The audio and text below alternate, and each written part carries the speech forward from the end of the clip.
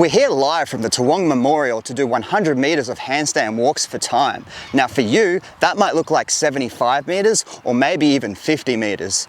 Back to you at the studio, Liam.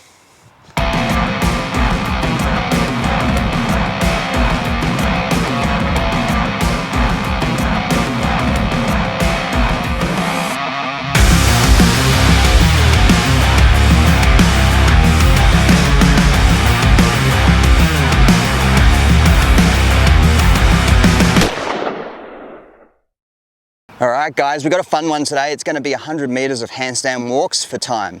Now I know what you're probably thinking, what's my scaling option? Firstly, we'll just start from the top and we'll work our way down. My first challenge will be to Courtney Haley. I want to see if she can do 100 meters unbroken. I think it's achievable, you tell me. From there, we're just going to scale the distance down, 75 meters, 50 meters, maybe even 20 or 30 meters. From there, the next scaling option will be practicing handstand walking for about 10-15 minutes, and then you're going to do 200 meters of bear crawls for time. Even if you consider yourself a really good handstand walker, we still want to have a dedicated 10 or 15 minutes of practice beforehand, and we've got a couple of drills and skills to practice before we go into the workout.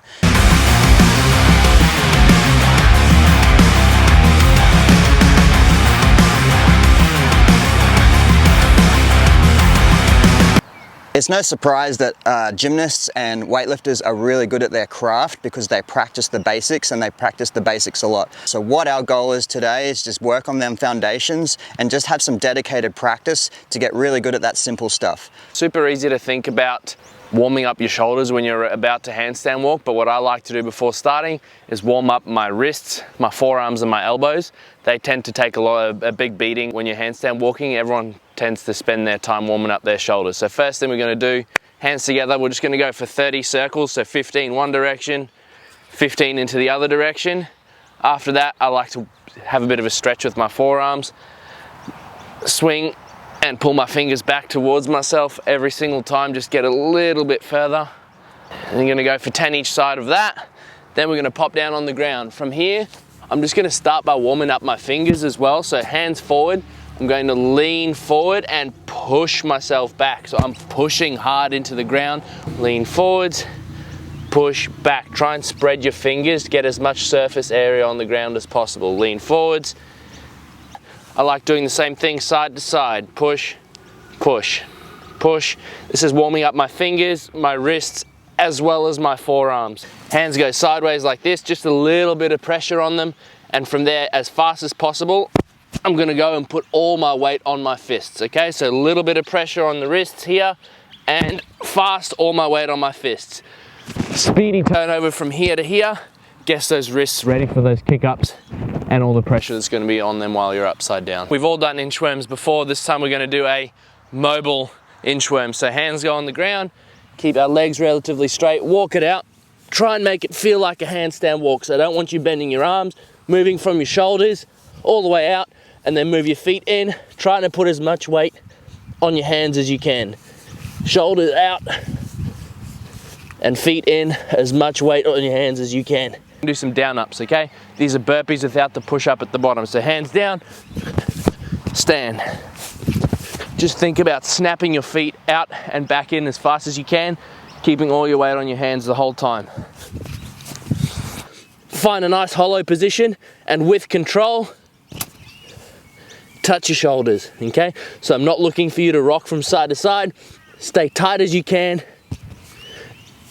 and try and stay as slow and controlled as possible. Of a 20-second hollow hold, try and make yourself as long as possible.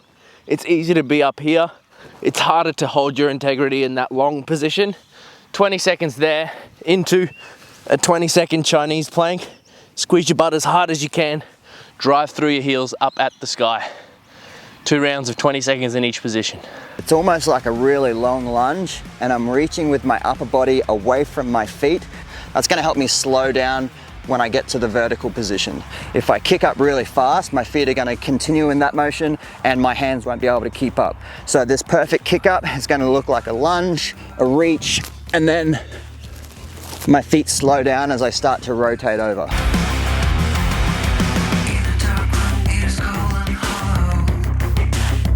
So this perfect kick up can be done either freestanding or the wall would be absolutely perfect as well. You want to kick up perfect and then a super soft touch against the wall.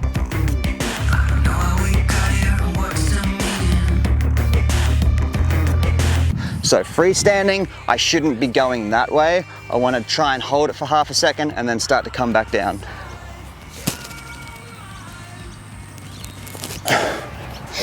The position of our upper body, we don't walk down the street like this, directly under our shoulders, and that's going to create a really good base for you to walk. We've got our hollow body position, and then we've got our extended position, but I'm still bracing the middle here, so there's this end range that we can play with without overcooking it. Skill 2 of the ant bridge. So all you're trying to do is create a tiny little bridge for ants to walk under your hands. So they've got to come under my right hand and then under my left hand. I'm thinking about keeping my arms really straight. It'll just look like this. On the box as well, so your feet can go up on a ledge, just like a pike handstand hold, and then you can do the exact same thing.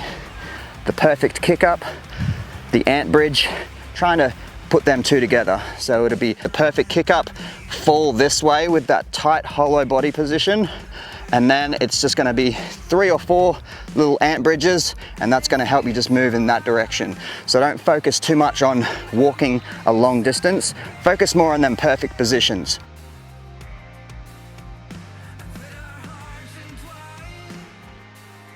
As you get more and more comfortable with this, that's going to turn into 3 to 5 meters, and that's a good thing, but focus more on positions and being really deliberate with what you're trying to focus, and don't just fall over and be thankful that you've got 10 meters. Focus more on the positions, focus more on the integrity of the movement, and focusing on 1 or 2 skills while you're doing this perfect practice.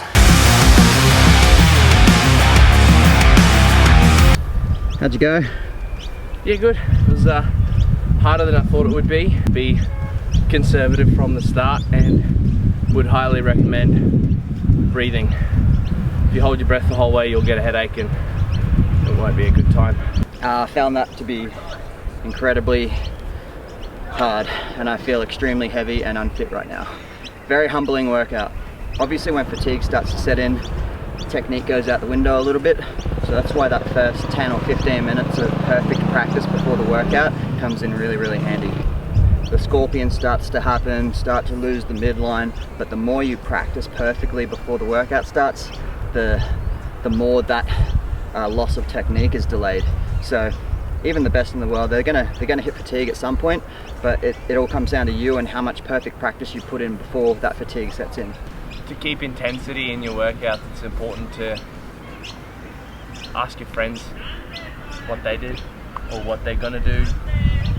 I found it pretty important for me to check what Sam did on his workout yesterday, or what Tim did, or what Tim's planning to do, or how many rounds Greg did, or otherwise it'd be really hard for me to keep training with any sort of intensity.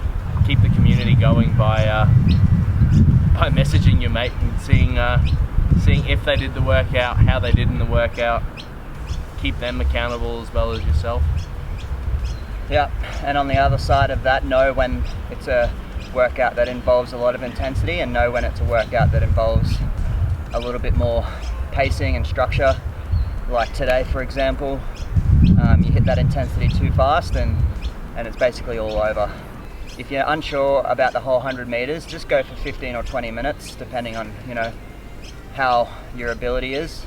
But just cut it at 20 minutes. If you find that you're just getting worse and worse and you can't even make 1 meter at a time, it's probably time to call it a day. Maybe you can finish it off with bear crawls.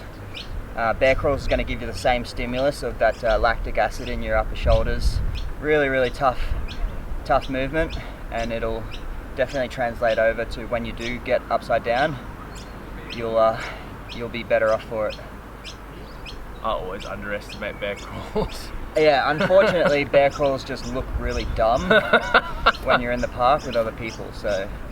Maybe do them in your living room up and down the hallway. Yeah. Anyway, guys, until next time, I'll see you on the next one.